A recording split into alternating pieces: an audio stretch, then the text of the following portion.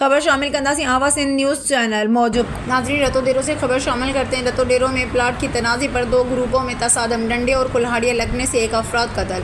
PS वारिस डिनो माशी थाना की हदूद गाँव अलण अबड़ो में अबड़ो बरादरी के दो ग्रुपों में प्लाट के मसले पर झगड़ा हुआ, जिसके नतीजे में डंडे और कुल्हाड़ियाँ लग के बास एक शख्स मोहम्मद उर्फ अबड़ो कत्ल हुआ। पुलिस ने पहुंचकर मकतूल का लाश अपने तहवील में लेकर अस्पताल मुंतकिल कर दिया।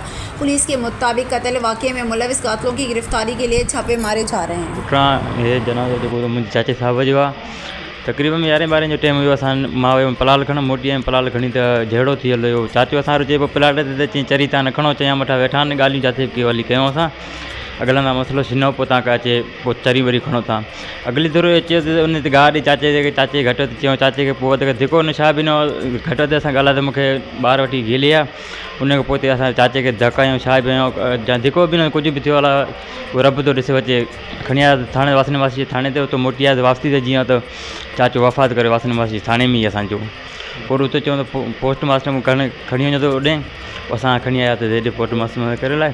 बाक़ी न जी अला ॾिनो मोहम्मद बसरुद्दीन जो पुटु ऐं इस्माइल ऐं याक़ूब अला ॾिने जो पुटु ऐं शोएब जब्बार अला ॾिने जो पुटु। साईं नाजाइज़ कयो 4-5 ॼणा आया, असां 2 ॼणा चाचो ऐं मां आया ते जिनजे करे मूंखे ॿार गेली अंदरि।